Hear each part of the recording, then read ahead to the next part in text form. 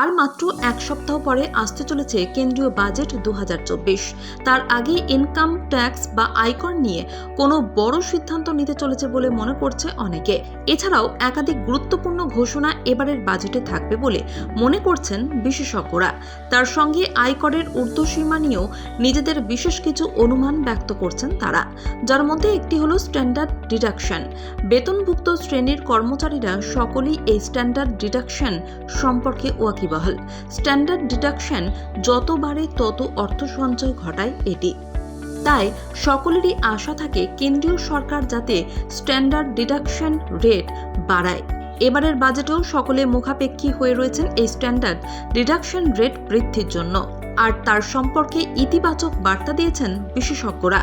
তাদের মতে আসন্ন বাজেটে স্ট্যান্ডার্ড ডিডাকশন এক ধাক্কায় বেড়ে 90,000 টাকা করা হতে পারে অর্থমন্ত্রকের তরফে। চলুন এই ব্যাপারে বিস্তারিত জেনে নেওয়া যাক। স্ট্যান্ডার্ড ডিডাকশন কি? স্ট্যান্ডার্ড ডিডাকশন হলো একটি ফ্ল্যাট ডিডাকশন। যে কোনো চাকরিজীবী হোক বা ব্যবসায়ী, সমস্ত করদাতাদের মধ্যে সমতা বজায় রাখার জন্যই ইনকাম ট্যাক্স বিভাগ এই প্রক্রিয়াটি চালু করেছে।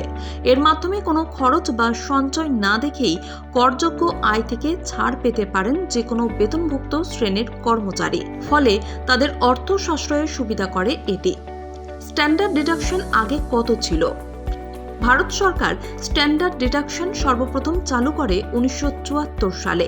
তারপর থেকে এটি বহাল ছিল, কিন্তু 2004 থেকে 2005 সালে কেন্দ্রের বাজেটে কর আরোপ প্রক্রিয়া সহজ করার জন্য এটিকে তখন সরানো হয়েছিল।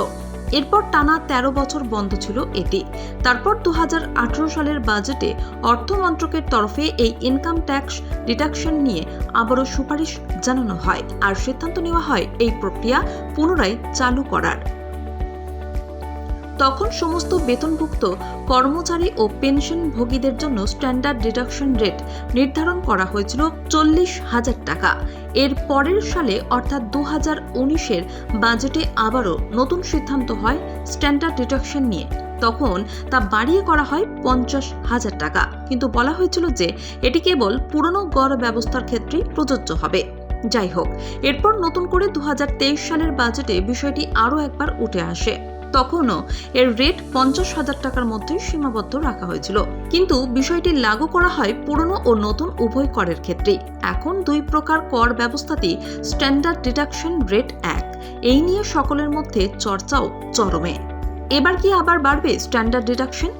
অনেকে মনে করছেন এটা ঘটতে পারে, কারণ বিশেষজ্ঞরা জানিয়েছেন যে এবছর ভারত সরকারের অন্তর্বর্তী বাজেটে স্ট্যান্ডার্ড ডিডাকশন নিয়ে একটা ঘোষণা করতে পারে অর্থমন্ত্রক, যেখানে এটিকে বাড়িয়ে 90,000 টাকা করা হবে। যদিও সরকারের তরফে এ বিষয়ে কোনো ইতিবাচক বার্তা মেলেনি। তবে যদি এটা সত্য হয়, তবে এরপর টাকা জমানো আরো সহজ হয়ে যাবে সরকারি, বেসরকারি ও পেনশনারদের। ফলে চরম উপকৃত হবেন তারা।